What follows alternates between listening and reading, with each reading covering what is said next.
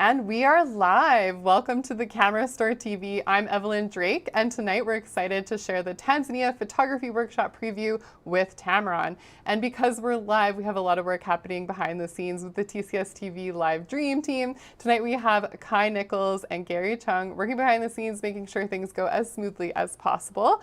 And hopefully everything does. Now, of course, if you do end up running into any technical difficulties, we will update you in the chat. But hopefully everything goes on perfectly without a hitch.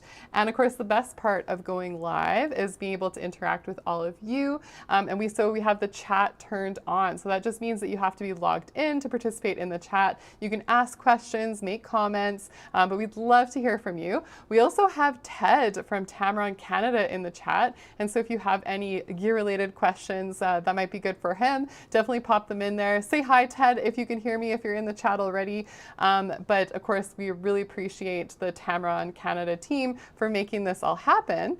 And if you're not local, or sorry, if you are local, I should say, I wanted to let you guys know that we are going to be having a Tamron day, a whole day of Tamron at the Camera Store on July 19th. And they are actually doing a tour across Canada with their epic Tamron van, which means they're going to be bringing tons of lenses to the Camera Store into Calgary on July 19th. And this day is going to be jam-packed with a macro photography workshop to start out the morning, a photo walk where you can try out Tamron lenses around the Beltline area, and then it's going to be followed by a portrait session with some models, and then lastly we're going to have a landscape seminar just right here at the Camera Store. So it should be a really awesome day. All the details are at thecamerastore.com. Each event is $10 to register for a commitment fee, or you can do a bundle for all 4 of the events for $30. So definitely check that out. And in case you didn't know already, we have a very special guest tonight. We have Erica Robinson, who is a field service specialist for Tamron, and she's actually taught some awesome seminars right here at the Camera Store. And of course, we'll be back in July for the event I was just talking about. But Erica's awesome. She has 16 years of photography experience, a degree in the arts, and she's worked as a wedding photographer in Boston, a cruise line photographer, and has provided technical knowledge through a local camera store before that. So besides just being that, she's also been a world traveler. She has tons of experience. She's excellent with travel photography, storytelling, and providing education through workshops and inspiring others to accomplish their photography goals. So we're so honored to have Erica with us here on TCSTV Live. Welcome, Erica. Thank you. Thank you so much. Thank you for having me, and thank you to your whole team. You know that I love coming up there to visit you guys. I'm looking forward to being there in person, but I'm super glad that I can be here tonight live on this so that we can hang out, talk some Tanzania things, talk some photo things. And you are, one of my favorite hosts. I love watching the things that you do. So I'm happy to be interacting with you tonight. Oh, that's fantastic. Yeah, and of course, we are talking all things Tanzania photography because you have an event that's going to be coming up. And so people can hear about this, and hopefully some will be inspired. Maybe it's a bucket list thing. I know I've been talking to a lot of people about safari seems to be really popular right now. So it's definitely something that if you don't know what you're doing, maybe something like this is a really good way to get into it. So yeah, why don't you tell us a little bit about what you do with Tamron and what this workshop experience would be all about? Of course, of course. So, as you mentioned, I am a field services specialist with Tamron. I've been with Tamron for almost 10 years now, so I absolutely love what I do. And I am based in education, so we're running seminars, webinars, classes with the van tour, of course, at your store and at other stores around the country. And I help with our workshop program as well. And so we have our Tanzania workshop coming up this February, the 7th through the 17th. And I'm super fortunate to be a part of this program. Like you said, it is kind of it's a bucket list trip for a lot of people. I know that it's a very unique space to go to. It can be challenging to get to. It can be a little more costly than other adventures. And so I know that this can be a bucket list trip for people. And so my job is to make it the best that it possibly can be, and help people leave their home with one story and come back with a whole lot more stories. And so I hope that at the end of the day, I can do that. Yeah, do you want me to go into how the trip started, or do you want me to just Yeah, kind no, of it'd be great to hear a little bit of history about how it all came to be and how you got involved. Yeah, of course, of course. So so the we are traveling with the team at Sababu Safaris. They are an incredible team. A woman named Denise and a gentleman named Rob are the owners of this company, and they have an incredibly experienced staff, an incredibly experienced team under them as their drivers. And Denise and I actually just met online. This was in 2019, and her and I kind of followed each other's social medias for quite a while and just kind of lurked around in the background a little bit and really liked we had the same kind of, I want to say, ethical and moral approaches to our photography, to our way that we travel, and wanting to make sure that we are giving people the best experience while traveling with a purpose. And when I noticed that their tagline on throughout their company programs were travel with a purpose, I was just really intrigued. And so her and I kind of skirted around each other's social medias for a while and then connected just through messaging and um, really grabbed on to the idea of us running a program together. And so this started back in 2019.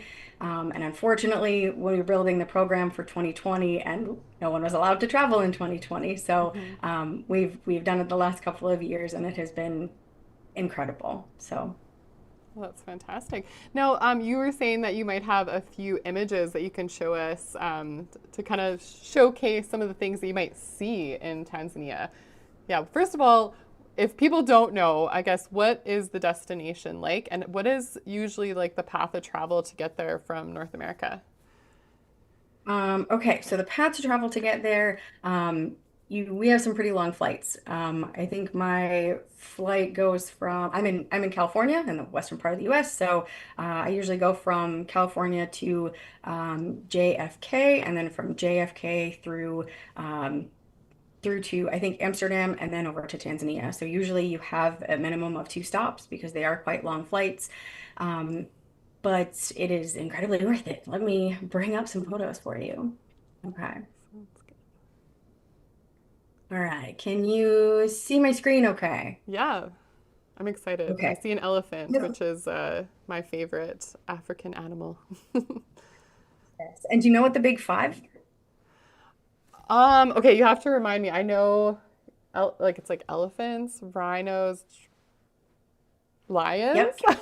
You, yeah, you tell us. You tell us. You're there. Does it Elephant, get there? lion, rhino, leopard, and buffalo. Okay, like water buffalo. Yeah.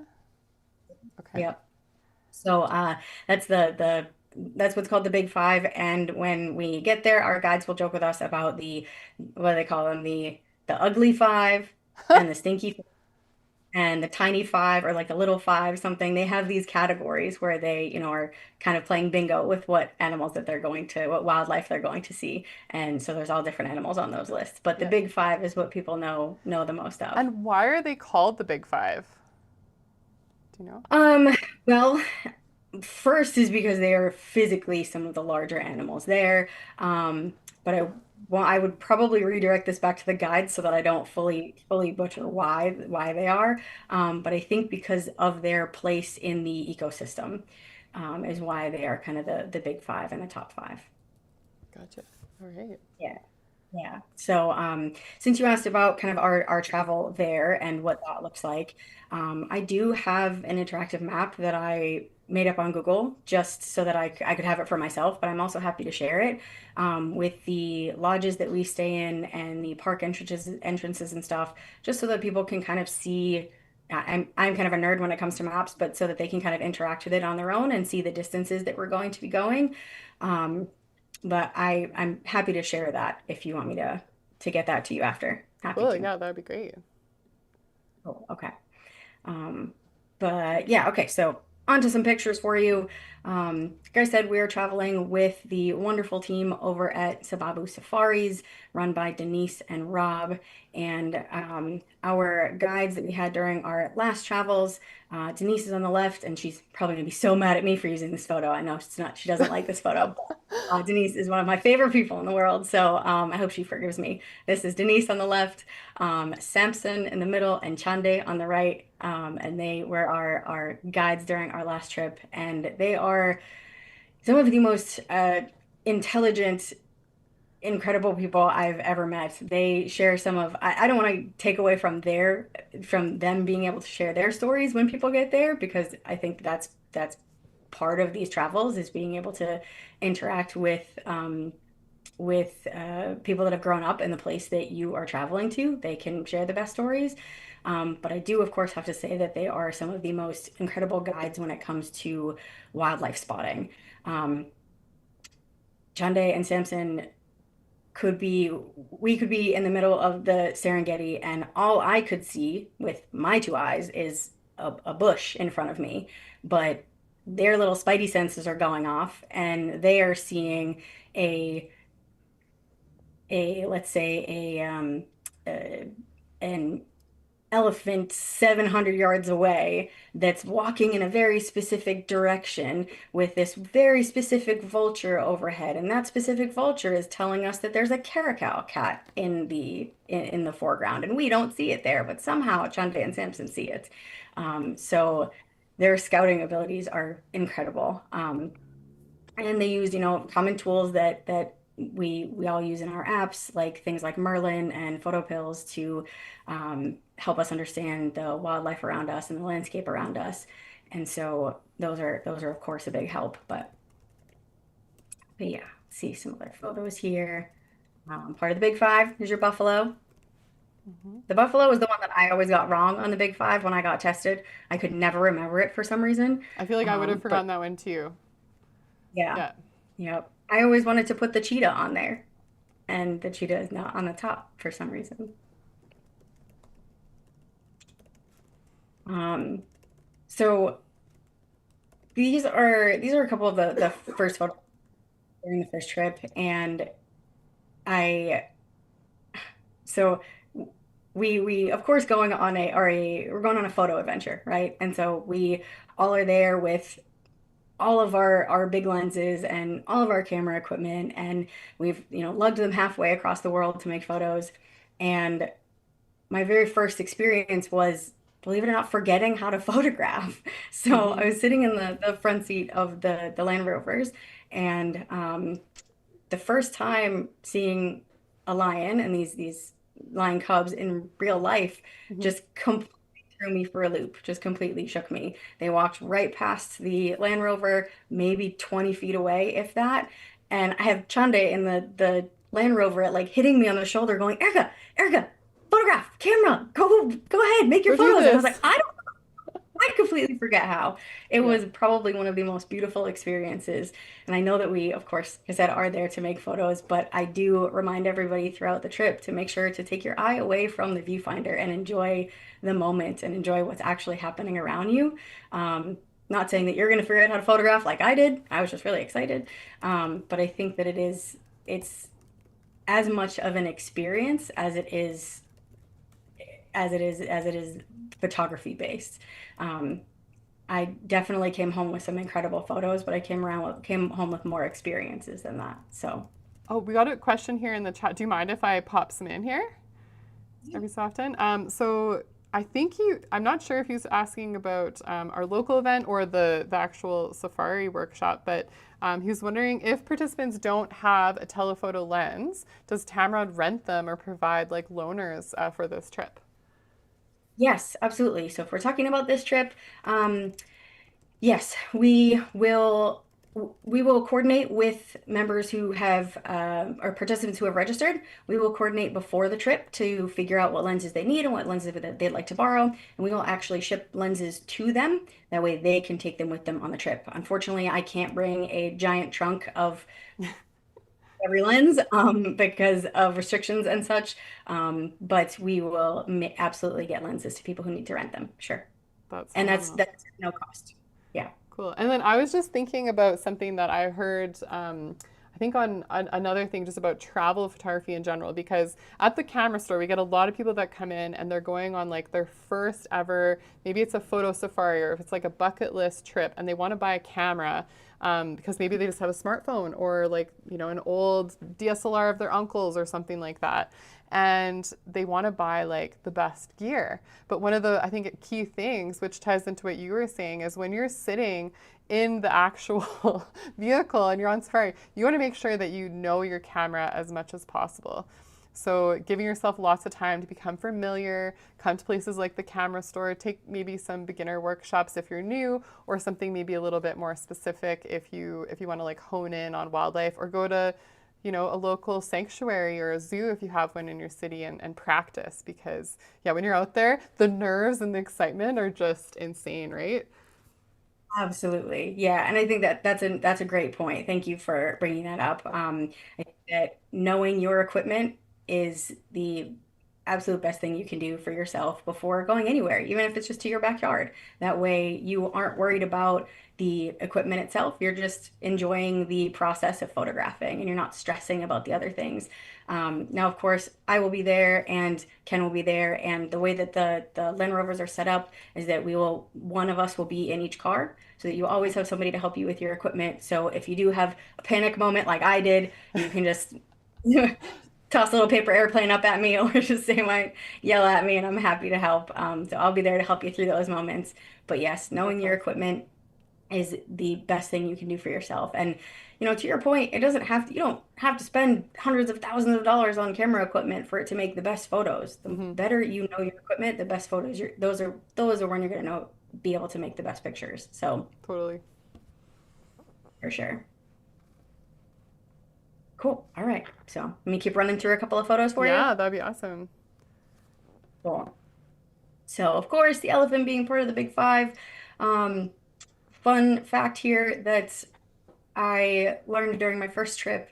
Um, Actually, maybe I'll shout it out to the audience and see if anyone knows. Does anyone know how to tell a baby elephant's age?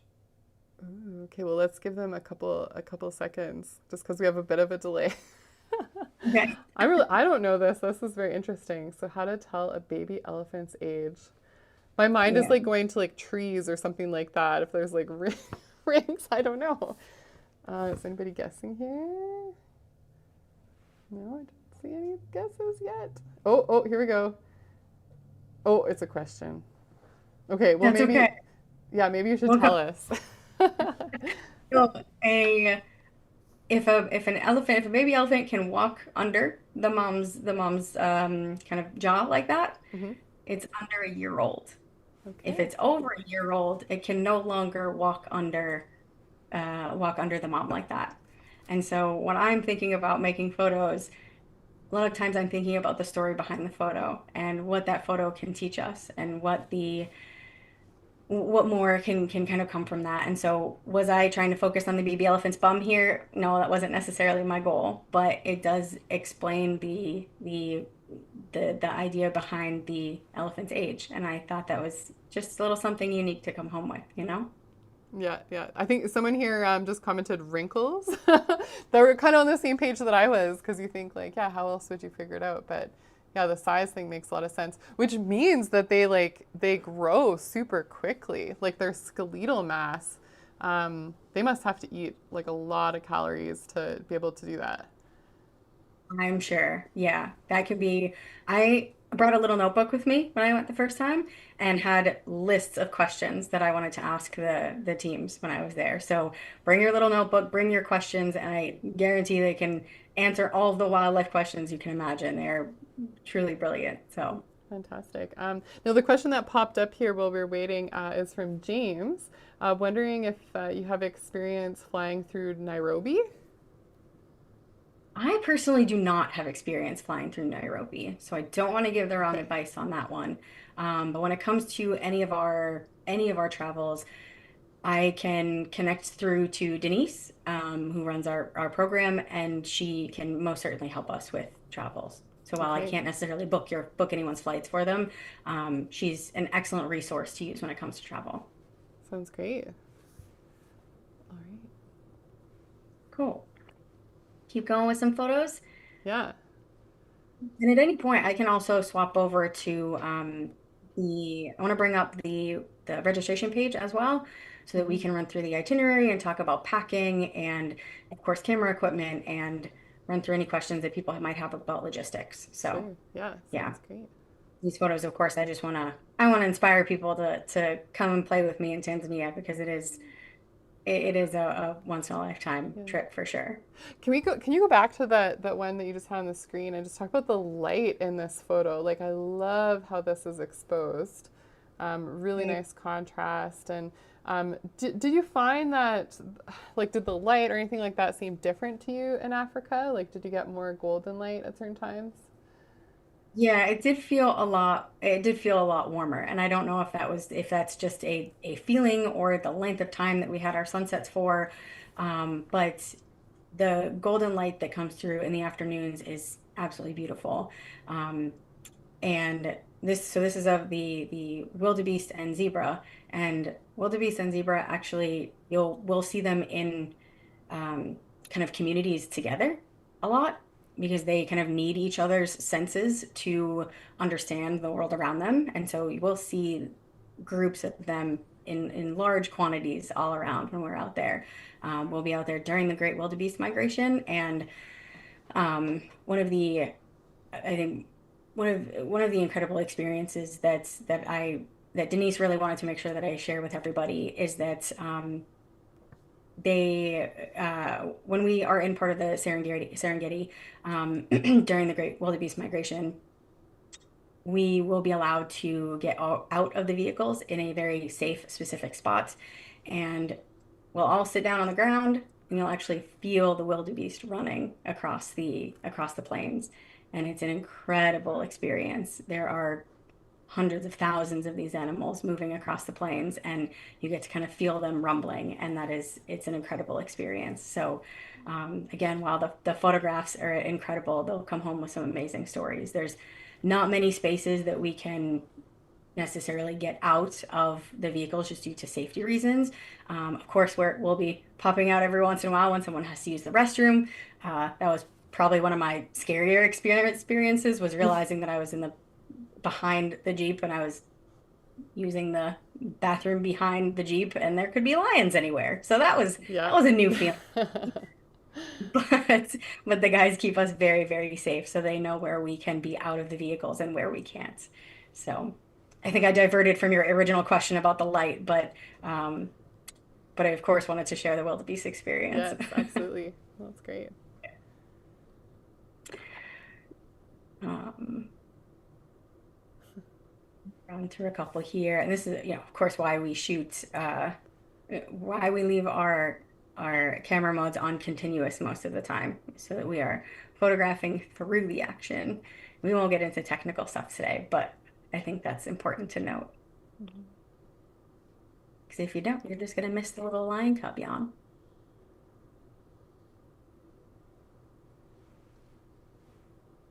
So I did not expect to be seeing lions or lion cubs sleeping in trees.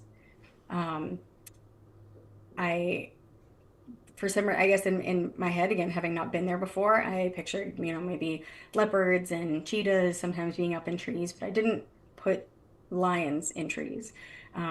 And I guess just like a lot of other animals, they do this for a better kind of a better observation space, sometimes to escape the heat, sometimes to get away from the flies and bugs that might be kind of lurking around them on the ground.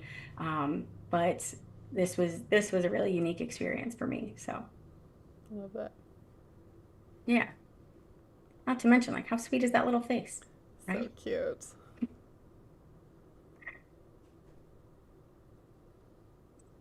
We will also go on a night game drive. So while we do most of our safarying during the day, we will take a night to go out on a night game drive.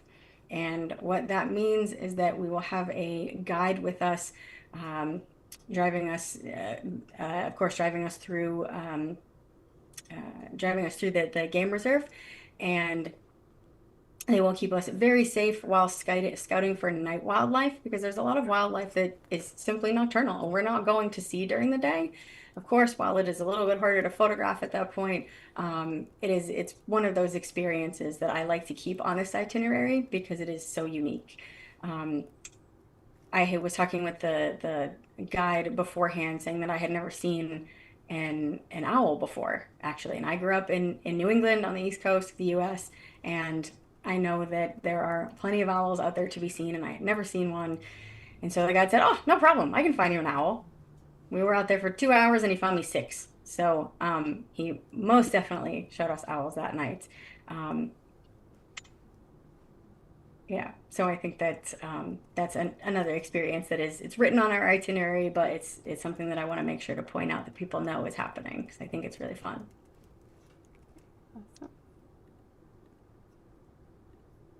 Awesome. We will also go out and meet a couple of tribes while we're there. So we will get to meet the Hadzabe and we will get to meet the Datoga. And when we go visit the Datoga, we'll be able to distribute solar lights and spend some time with the community. So again, we're not just there photographing, we're giving back to the community and interacting with local folks.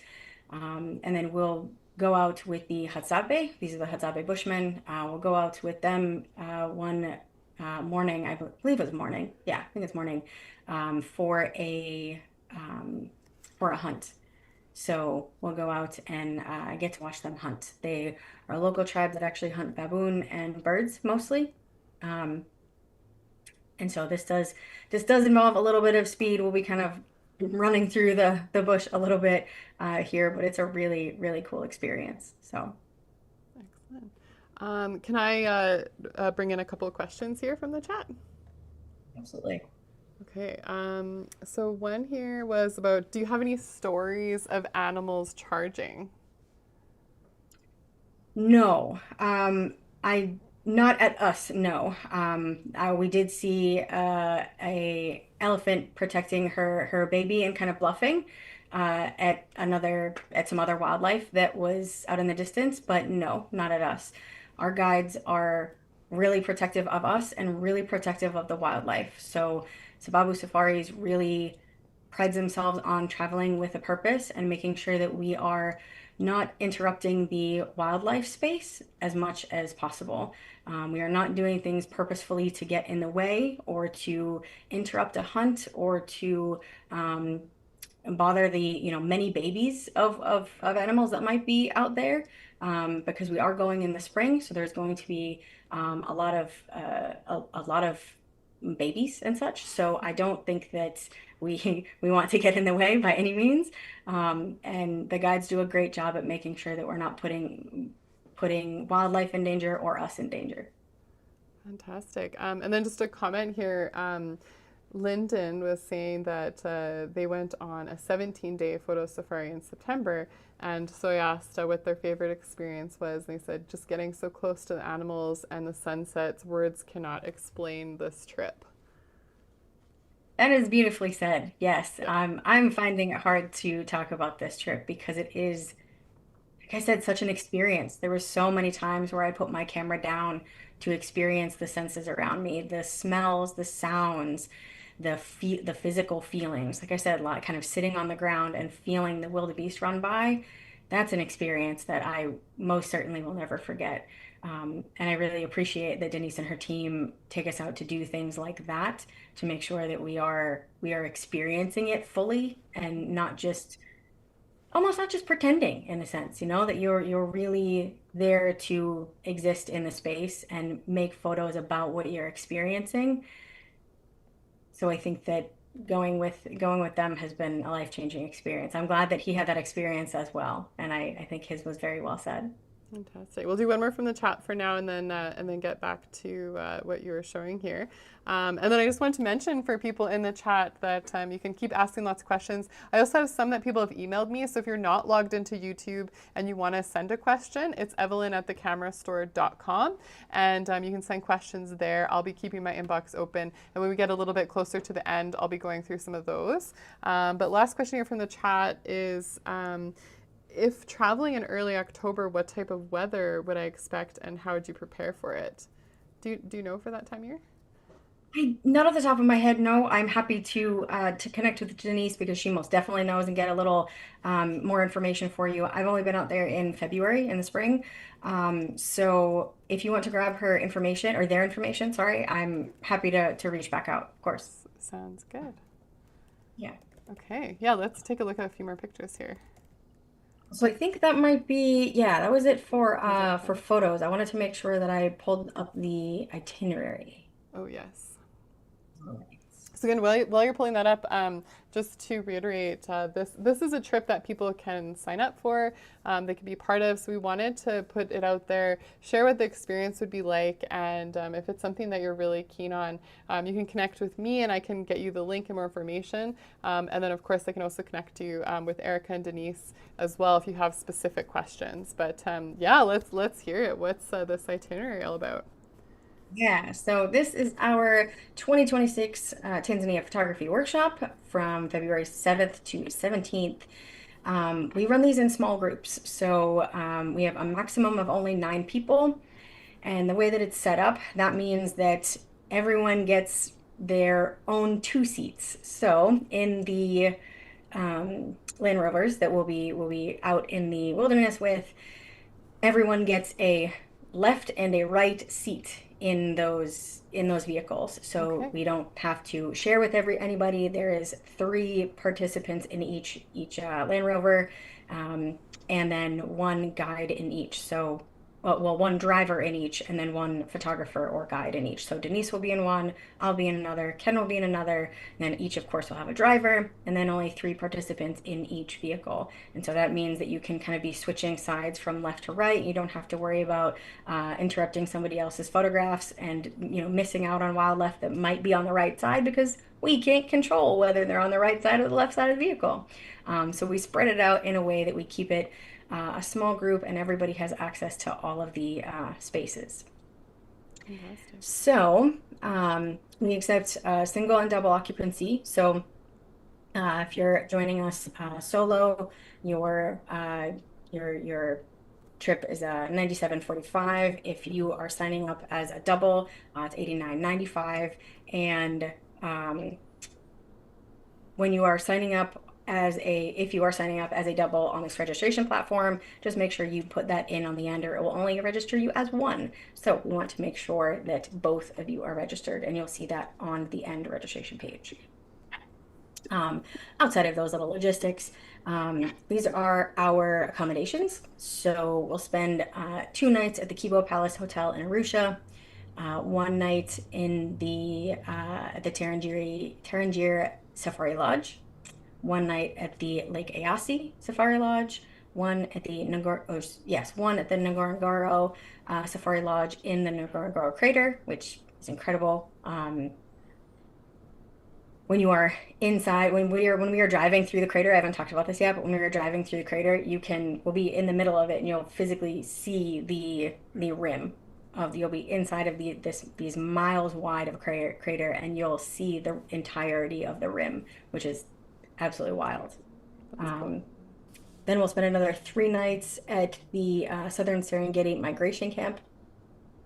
And then we'll spend 2 nights in West Kilimanjaro at the original Maasai Lodge. So those are our accommodations. I know somebody already reached out or asked a question about the climate and weather during October. Again, I'm happy to get that information for you. Um, this is just a little bit of general information for each of those seasons. We are going to be there during calving season.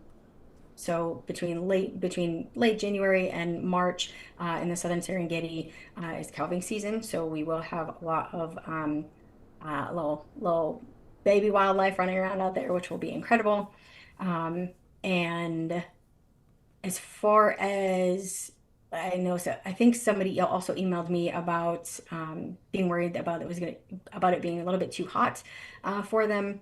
Yes, it is simply a hot place, but I suggested getting clothing. I wore clothes that were moisture wicking. So if any of you guys out there are backpackers or campers or whatnot, all about moisture wicking clothing, that will help really kind of repel all of the heat.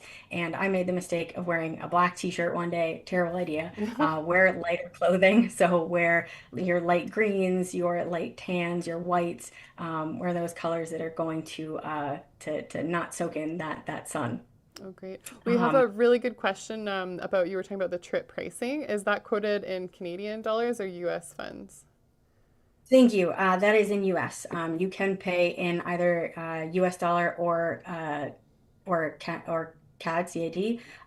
You just have to switch it over when you go into the Book Now page. It will switch over to Canadian dollar for you.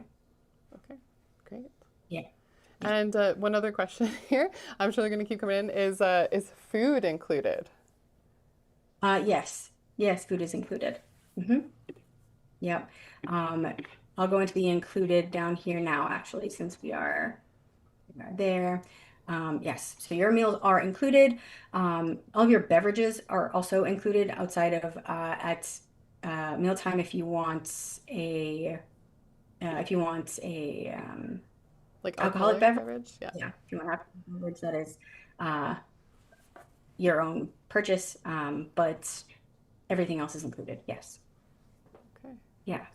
Um, Your airport and ground transfers are also included. So as soon as you arrive into Tanzania, as soon as you get to the airport, the team will pick you up. So you don't have to worry about arranging your own transportation to get to the hotel. Unless you decide that you are coming in, a week or two early or staying late, those transportations are up to you. But when you arrive for the day of the workshop, the ground transfers are included. So our team will pick you up there. We also will be taking a small flight. The During the final couple of days, we'll be taking a flight to get from the southern Serengeti to the Maasai Lodge. And previously, we've done it where we do the drive, but the drive is about 6 or 7 hours. It's a pretty long day. So we decided this year to do it as a flight.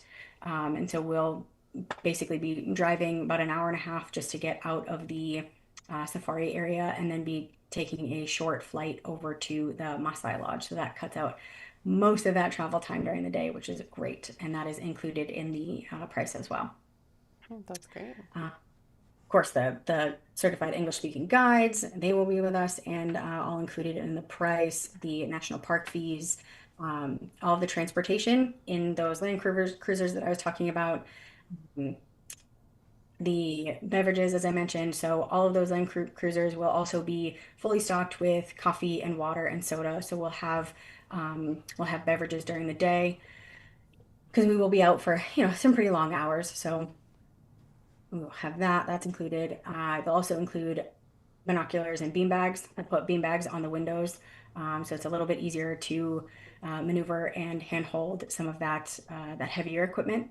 Because Nice. again, we'll be out there pretty long amounts of time, and it's tough to hold up equipment for that long. So they'll provide bean bags so you don't have to travel with your own, which is great. Save some weight. Don't worry about that. And then we talked earlier a little bit about this, but we do provide Tamron loaner lenses, and we'll talk with anyone who's registered about that beforehand. So yeah, Very cool. yeah. But I can go back up to see, where did we leave off? Left off at clothing and clothing and dress recommendations. I mentioned the moisture wicking clothing. You're also going to want closed-toed shoes all the time for sure. I wore my hiking boots, so please no flip-flops and sandals. Closed-toed shoes all the time. Um, and I wore long sleeves, so I know that you don't think of that necessarily when you're out in really hot weather, but long sleeves is going to protect us from the sun. Long sleeves, hat, sunscreen, all of that. We will be out for long hours during the day, and so we want to make sure that we're being protected from the sun. So definitely suggest long Absolutely. sleeves. Um, all right. So as far as equipment and that side of packing, of course, your camera and lenses are going to be required, especially if you want to make photos. So number one, make sure that you have your camera and lenses. A tripod is not, I have this on the required list because there are some images that you may want to make at night that you can't necessarily do without a tripod. But 90% of the time we will be in the vehicles, and so you'll have a way to stabilize your camera and lens right on the window of the vehicle. So wouldn't necessarily worry too much. Closed-toed boots, already mentioned, flashlight and a headlamp, mostly for safety purposes. When you are walking around in the evening, want to make sure that nobody's going to stub a toe, and want to make sure that we have flashlights when we're going out on the game drive. So I suggest taking a flashlight and a headlamp. Um, I did put laptop and I did put laptop on the required packing list. And while we did have people travel with us last time that did not want to bring a tripod or a laptop with them. That's completely fine, but it's a great way to back up all of your equipment. And we do have a couple of days where we have some time um, to edit and to talk about our gear and to have some critiques and whatnot. So I do suggest to bring the laptop so that we can see your images. I want to make sure that you're going home with the best possible images that you can, and so I do suggest to bring your laptop. Um, it's also your friendly reminder to please bring extra battery and memory cards.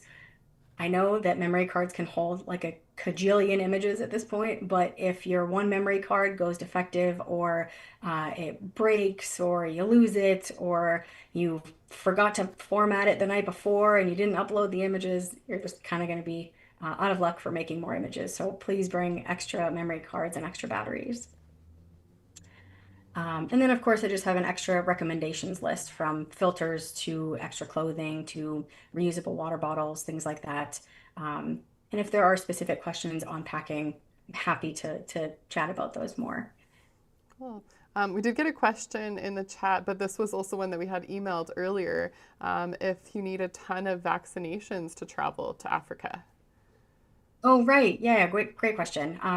So coming from Canada and the US, there are not required vaccinations, but I do recommend talking with your medical team, talking with your doctor before heading out. That way they can offer suggestions and recommendations based on your personal medical needs. I certainly don't want to be giving out medical advice. I do know that it's been suggested to have, I believe it's malaria, yellow fever, typhoid, rabies, and Hep A. I think those are the five that are recommended. But again, those are what have been recommended and may not necessarily be for you. So I just recommend you talking about that with your doctor before traveling. Totally. Yeah, and I was telling Erica before we went live that the last time that I traveled somewhere that had recommended vaccinations, I was able to do it all through like a pharmacy. So in Canada, they're able to give you some advice on traveling, and they were very thorough. They gave like all of the different options of like what they could recommend, and then depending on the season and like certain happenings, they're usually very up to date on that. So I had a really good experience kind of going through like a travel clinic through a pharmacy. So that might be another option if maybe you're not able to get in with a doctor right away or something and you have questions. Yeah, that's a great point. Thanks for that. Definitely. Were there any other questions coming through yet, or you want me to head down the itinerary next? Not specific to packing and gear. So why don't you head on to the next section and then we'll get to some of the other email questions. Okay, sounds good. Um, let's see. So, what can I go into next? So driving and getting around, you won't have to worry about any of the driving. We'll be picking you up at the airport and dropping you back off at the airport. So again, unless you are deciding to come in a little early or stay a little late, you don't have to worry about any of the transportation. That's all taken care of. So don't worry about that. Um, Banking and currency, this is just some local information. The currency is the Tanzanian shilling. I do recommend to have a bit of Tanzanian shilling, a bit of cash on hand, mostly for the markets that we go to and for the for any tips that you would like to give. So we do meet with a couple of other guides during our travels that aren't with us the whole time. So we will have the main drivers will be with us the whole time, and we will kind of tip them towards the end. But we do meet up with a couple of other guides, like our night game drive guide. and we want to make sure that we tip them accordingly. So I do recommend carrying a little bit of cash with you to make sure that we can tip as we go. Um, let's see. I'm going to go into cancellation policy after. We talked about what's included. What's not included, your flight. Your flight is not included. So getting to Tanzania and from Tanzania, Hmm. not included. Visas. Your visa is required to go to Tanzania. It's not included in the purchase. And there's a link on here for you to be able to register for your visa. I actually had a bit of trouble going the first time to get my visa online, and it just did not work for me. And so I talked to Denise about it, and she was like, honestly, there is not going to be a problem when you arrive. You can actually do it on arrival. And I had to stand in the same line that everybody who had already pre-registered for their visa had to. So either way, when you get off the plane, it may feel a little bit chaotic when we get there because there's 4 separate lines that you have to go into for getting your visa, and that's just their process. Part of it is just checking your ID. The other part is filling out a form. The other part is getting a stamp. And so there's literally just 4 different lines, and they will direct you through those 4 lines. So either way, you're going to have to get a visa, whether you do that online beforehand or whether you do it upon arrival. Um, Fantastic. Gratuities, as I mentioned, not included. Alcoholic beverages are not included, and laundry services. So Mm. majority of the places that we go are not going to have laundry services, but there will be 2 at one of the migration camps and the Ayasi Safari Lodge. Those will both have laundry services, and they're usually cash only. So again, why I recommend to have a little cash on you is to make sure you can do things like that if you need laundry. Fantastic. And we did actually have a packing question that was through email, and that was, what do you recommend in terms of the best focal lengths for being able to do the safari photography? Sure, great question. So we're going to need kind of a wide range of focal lengths. If you are someone who would prefer not to travel with 3 or 4 lenses, an all-in-one lens might be great for you. So something maybe an 18 to 400, 18 to 300. Ideally, I would love everybody to be able to get out to telephoto as long as 500 or 600 or more. And that's because not only is the wildlife far away, but some of the wildlife is going to be small. So we all know that we all know that an elephant is much larger than a bird or certain birds, right? So if I'm out there trying to photograph a little lovebirds may be only the size of 2 of my hands, right? And so that's going to require a longer focal length than maybe the elephant that we saw earlier will. And so carrying a variety of focal lengths. I think the lenses that I used the most when I was there would be my 50 to 400 because that gave me a really long focal range for things like when the little lion cub walked right past our door, maybe 20 to 40 feet away. I could use my 50 to 400 at the wider angle. And then later on, when I needed it for a distance, I had it all the way out to 400. But I think that was my most used, as well as my 150 to 500. And then there are some just really beautiful dark skies. So I still recommend to take something kind of generally wide with you, maybe a 24 to 70 or 28 to 75. That way you can kind of see the night skies a little bit easier. But um, we won't be out there super late at night because be getting up super early in the morning. So I'm not going to position this as a night skies workshop by any means because we will be getting up quite early in the morning, and that would mean that I don't let you guys sleep. So, so let's go. I would recommend having something pretty versatile, Hmm. whether it's a 18 to 400, 18 to 300, something that's a all-in-one lens, or something longer, 50 to 400, 150 to 500, 150 to 600, those long focal lengths. Yes, actually, Ted just popped in the chat and said Tamron has a beautifully compact 150 to 500. It's a really nice Yes. lens. Yeah, do you know offhand which mounts that lens is available in? Yeah. Sony, Fuji, and Nikon Z. Nice. Yeah, and Yeah. if people are not familiar with Tamron glass, can you tell them a little bit about just some of the benefits, like for choosing a Tamron lens that people may not realize? Yeah, absolutely. Tamron is the largest optical manufacturer in the world. We build a lot of optics. And as far as our lenses go, we have a huge variety of lenses to kind of suit every photographer's needs. And I think that's what, I mean, I worked at a camera store prior to working for Tamron, so I've been involved with Tamron for a very long time. And I think that's what I really love most about them is their variety, that they have something to kind of suit every photographer's needs. If someone were to come to me and say, "Hey, Erica, I'm getting into photographing weddings. What do I need?" There was something for a wedding photographer. If you were coming to me and saying, "Hey, I'm going on a safari for the first time. What do I need?" There's something to suit those needs. We work with all different mounts as well. So if you are a Nikon or Canon DSLR shooter, we have lenses for you. If you shoot Nikon, Fuji, Sony mirrorless, we have lenses for you.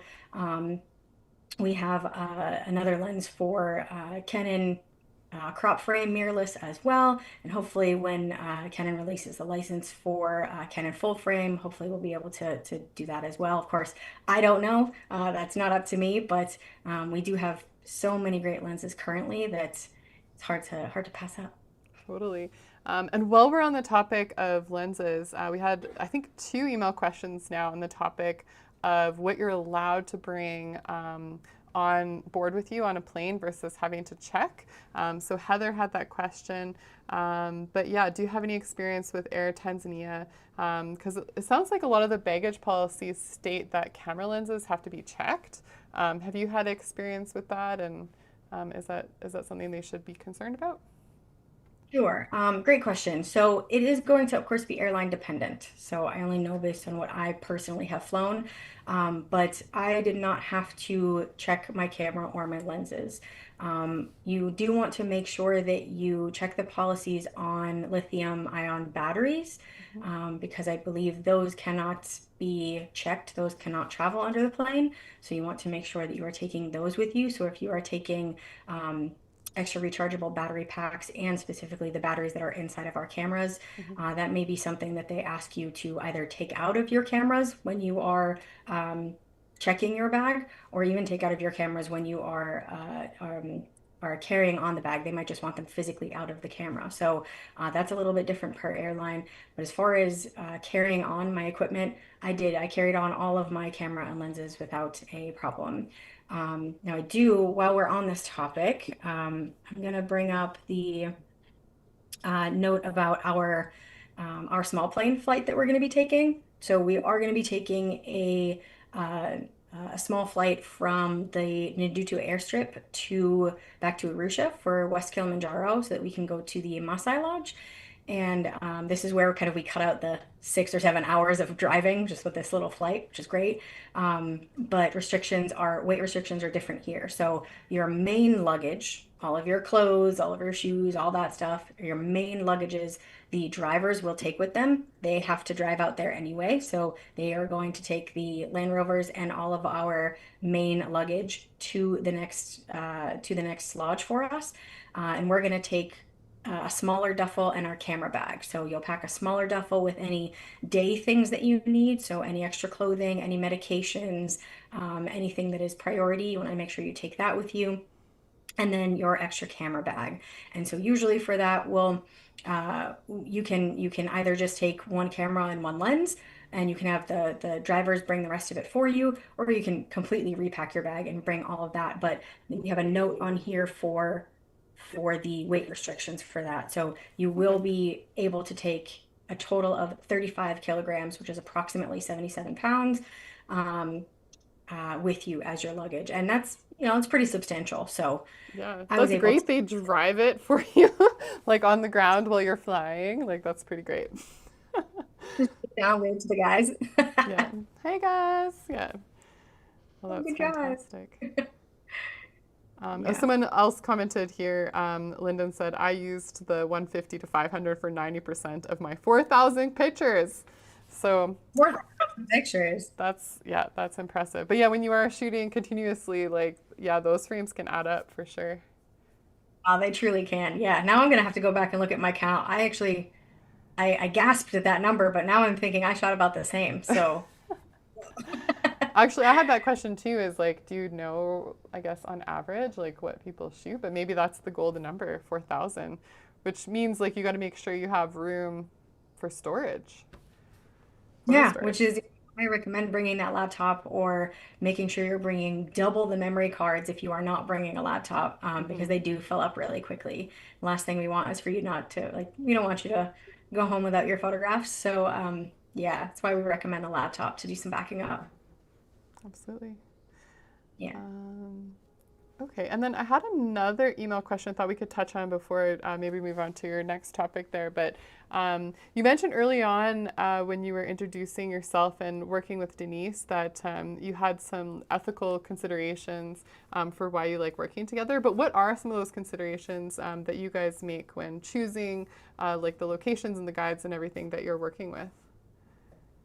Um, so I always want to make sure that I am traveling with as much respect as possible, whether that's wildlife or with people or both, or the landscape, even all three. I want to make sure that I'm traveling with as much respect as possible. And so the guides that we hire as our fixers on a lot of these trips are that's their baseline, is that we're making sure that we are not interrupting wildlife, that we are not leaving trash behind, that we are not overstaying our welcome in certain spaces, and that we are giving back to the space that we are interacting with. So we interact with two local tribes while we're there as well. And I think I mentioned earlier with the Toga tribe that we'll meet. Um, they will spend quite a few hours with them, and we bring them solar lights so that they have extra electricity, because it's harder to get lights out there. So we want to make sure that when we're interacting on any level, whether that's with, again, with people, with the landscape, with the wildlife, that we are acting with just as much respect as we can. Um, yeah, I think that's a good place to start. Yeah, absolutely. A couple other questions about the trip. One here is do you offer any kind of hot air balloon rides on this tour? This event, we do see quite a few of them while we're out there. So if you're planning on spending an extra day or two, that might be something you can add to your itinerary. But we don't offer it on this particular event. Okay. That's a And good. then a Okay. camera question is do you prefer to use electronic or mechanical shutter? And I'll maybe add to that, like when you're photographing on safari, moving Great. things or sleeping Yeah, great things. for electronic shutter, and that's for both speed reasons and sound reasons. Again, we don't want to be interrupting wildlife that's out there, so I use electronic shutter so that they can't hear that, so it's not bothering them. Um, yeah, so that's probably personal preference, but I think too, as much as, like I said, not wanting to interrupt wildlife, those little things make a difference. Absolutely. Yeah. All right. I think we're caught up for now on questions, but you guys like keep them coming. We still got some time. But yeah, did you have any other topics from the itinerary that you wanted to share? Absolutely. I love these questions. These are really good. And ones Yeah. that I didn't prepare for, which is really nice because I like to hear what people are interested in knowing, what they want to know, right? What else can I put in this registration page that will help people understand the program more? So these questions are great. Okay, so next on the list, I have our itinerary. Um, I won't go through kind of reading all of it, but I do want to make sure that we touch on a few things. Our arrival at Kilimanjaro Airport. Again, the guides will pick you up there. We send the teams our flight information for arrival and departure, so they will be picking us up and dropping us off. So definitely just something to note. Um, Day two is going to feel like a great day to acclimatize. So if you have not been there for a couple of days already, if you're just getting there and this is your day one, um, you're going to need a minute to relax and get used to get to acclimate a little bit.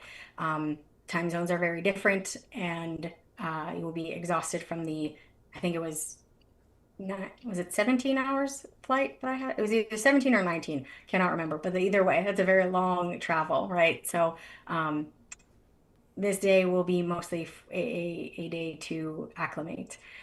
We will be visiting the Cultural Heritage Center and go over to the Changa workshop.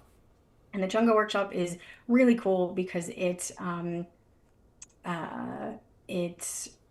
hires local people with disabilities to work in the arts. And so they produce jewelry and I think I purchased a blanket last time. I got to take home this really beautiful blanket. They do a lot of textiles, they do a lot of metal work, a lot of glass work. And so there's all different arts there, and you'll get to interact and talk with everybody there. Somebody last year taught me, or the year before taught me how to use the weaving loom. So that was a lot of fun. And so again, we're going with experiences and not we're taking a step behind away from our camera for a few minutes so that we can have an experience. But that'll be our day one. And then, or excuse me, our day two. Day three, we're moving into the Tarangire National Park, which will be our first game drive, which is where I had the experience with the lion cubs for the first time when I completely forgot how to photograph. This was my first time on a game drive and my first time seeing African wildlife in person. And so this is one of my favorite experiences is watching people experience it. And so I am looking forward to seeing people see this space for the first time. That's always great for me. Um, so yeah, this will be our day three. We'll spend day four at Lake Eyasi. We will also be taking a visit to the village of Mbutu wa Mbu, which will take will take an hour and a half guided tour through this village. And this village hosts 120 different tribes from the local area. And we'll get to walk through these huge banana farms, and these guides will teach us all about the agriculture of Tanzania, which is really interesting to learn about. So we'll do that on day four. Day five will be in the Ngorongoro crater. And this is where I mentioned earlier when we are driving, when we are inside of the crater, you'll be able to do a full 360 look and see the rim of the entire crater. So we start out above the crater and we'll be able to, the guides will let us take a pit stop so that we can check it out from above. And so we'll be looking down into the crater and they'll basically show us where we will be driving. And then we'll drive into the crater and we'll be able to see the full rim from the inside, which is really cool. So we'll be able to check out the wildlife ecosystems that live inside of the crater. Day six, we'll be going from the Ngorongoro to southern Serengeti. Again, another game drive, and I think this might be the night we have our night game drive. Can't remember. It's either this night or night 7, but let's see. Yeah, this night is when we have our night game drive. So from here, from day 7 and 8, we will be spending that in southern Serengeti, more game drives, and we'll be able to go off-road here, which is really cool. So our guides will literally just be driving through the plains of the southern Serengeti to hopefully let us see as much wildlife as possible. It's really unique to be able to drive through a space off-road. Day 9 and 10 will be in West Kilimanjaro, and this is when we'll be taking our flight to West Kilimanjaro from Ndutu. So we'll be packing up that morning to make sure we get everything to the drivers. And then we'll take the rest. From here, we'll be at the Maasai Lodge. And here we'll have kind of some more activities to choose from. So while we won't have our game drives anymore, but we have some nature walks. We can do spear throwing. We will want to check out the traditional sundowner ceremony and interact with everybody at the lodge. So we'll be starting to wind down today, and then this day on day 10, and we'll be heading out on day 11, February 17th. And from here, the guides will drive us back to the airport. They will have all of our flight information, like I said. So we won't have to worry about any of the driving. They'll take us all at the appropriate times. So again, didn't want to read through the entire itinerary, but at least wanted to make sure that we touched upon a few kind of important things. Sounds great. A couple questions popped up while you're going through the itinerary. One of them was, do lions ever jump in the vehicle? Not with us, no. I know that people have seen that on social media, and while that has happened, it has not happened with us. And Sababu is very strongly against it. And so they do not put us in any position where that would be happening. They know the behaviors of the wildlife incredibly well. And so if they think that that's a possibility, they're moving away so that that does not happen. Um, Not just for safety purposes, but again, so that we're not interrupting the wildlife. We are supposed to be as fly on the wall as possible. And the closest, we will get to them. They will lay in the shadow of our vehicle sometimes, of course, to stay away from the heat. But the drivers are always watching their behaviors to make sure that there is not an option for them to get in or on our vehicles. So Excellent. yeah, it's a great question. Very good question. Yeah. And then one here from Sean. I said, I can't recall if you mentioned the various battery recharging capabilities, limited or no worries?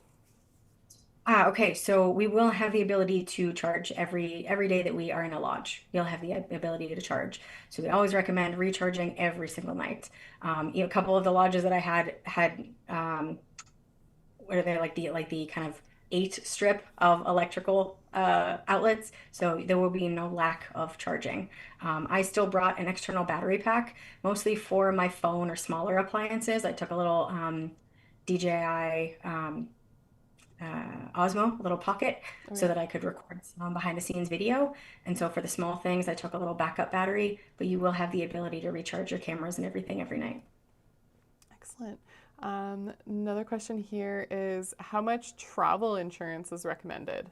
And do you recommend, like when you're booking the trip, to get any kind of insurance to deal with, like if someone had to cancel because of, a medical event happened or something like that? What do you suggest? Yeah, I mean, we do definitely recommend travel insurance, because you want to be kind of as, like you said, as safe as possible with any changes that might happen. And I know that there's um, a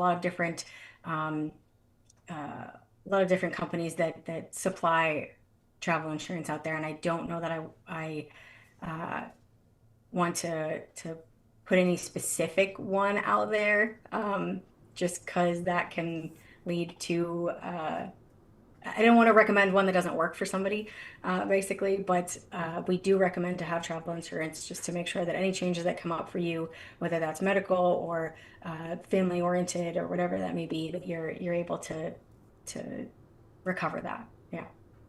Okay, sounds good. I think that's all we have for right now. Awesome. Okay. Um, so we went through some of the itinerary, went through some of the package options at the beginning, and just the overall view and vibe of the trip. Um, I think that was most of what I wanted to make sure we talked about today. Okay. Let's see. What about the food? Like, what can people expect in terms of meals? Is it fairly traditional, or is it going to be kind of closer to what they normally would have back at home? Like, what do you guys provide? Um, A lot, so kind of 50-50. So there are a few different lodges that will have more traditional food, and other lodges that will be similar to what we have at home, whether that's sandwiches or soups or salads and such. But I know that I have specific dietary restrictions, and they are really helpful on making sure that they can accommodate specific dietary restrictions. And so if you do have those, again, if you are registering or have already registered, let me know, and I'm happy to reach out to the team to make sure that we can kind of provide the best meals for you. Um, I I did bring extra granola bars and extra snacks and stuff with me just as a kind of mental backup to make sure that if I was in a situation that I couldn't have something to eat that I was concerned with, I could have a quick granola bar, but I was never put in that position. So I came home with the same amount of granola bars that I took with me. Um, Well, that's great to yeah. hear. Oh, and there was a follow-up question about the insurance. Would you recommend evacuation insurance? Um, I'm gonna get back to you on that. I don't think I personally know enough about evacuation insurance to really answer that, and I don't want to give the wrong input. So I'm gonna look a little more into that for you if you don't mind. And if you wouldn't mind just grabbing their information for me, I'm happy to look into it. Sounds good. Yeah. Perfect. Yeah, you can email me there, and we can follow up and see if there's some recommendations for where you're based and that kind of thing. So that's I'm happy to. great. I did Yes, and want to then there jump was a comment about follow up to the lions. Like it's good that it's set up that way because we don't want to be eaten alive. That's true. in. These big animals, yeah, definitely want to be safe. And just hearing you talk about it, knowing that you have experience, but also working with guides and transportation, where all of those things are already thought of, I think would be very good peace of mind for me. Absolutely. Yeah. Yeah, absolutely. Sounds good. What was your favorite moment from the last trip that you were on? Like, do you have kind of like a favorite memory? I have lots of them. I think that that lion cub was number one. That lion cub really was number one for me. Um, I also really enjoyed meeting the Hadzabe, the Bushmen. We got to go on a hunt with them, and they're a Click tribe, so they speak in Click language. And so Hmm. we have a guide with us there as well because he's one of the only people that can translate between English and this Click language. And the Hadzabe Bushmen are I personally I think they're really funny people. I got to kind of communicate with them and ask them really unique questions, and they um, uh, one of the guys had a kind of like a banjo, like a little instrument, a little Mm-hmm. guitar, ukulele banjo type instrument, and he wanted to teach me how to play.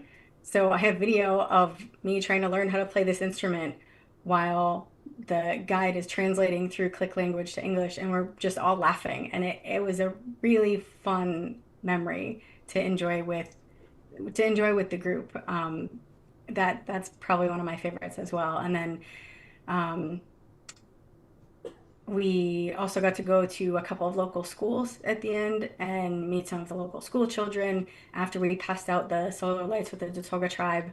Um, and so I think that was also a really nice memory to interact with local kids who were interested in why we were there and what we were doing, and we're interested in what they're learning in school. And so that was a lot of fun. Um, and I can't say that Ken will actually joke about me being a birder. And I didn't know that I was a birder at heart until, I mean, I want to say until this trip, but this trip kind of changed my interest in You birding for the you better. passed the birding threshold, did you? Yeah, I think I did. I haven't wanted to admit it, but I think I might officially be a birder.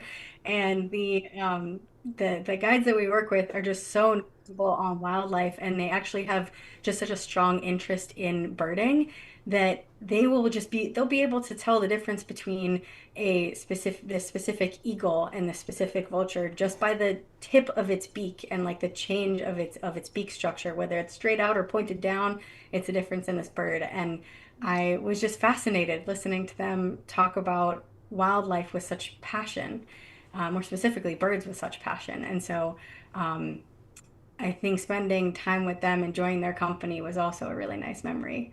Um, we had a day that was, um, there had recently been some rain, and so there was a lot of flies that had come out of that.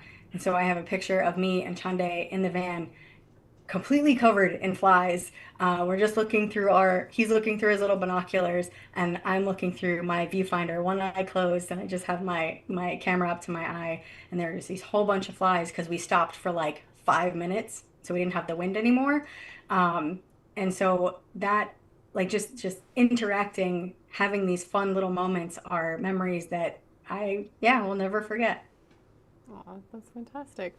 Well, Erica, thanks so much for sharing so much great information about this trip. I did post the link to our blog post that has some more details as well as how to get to this page.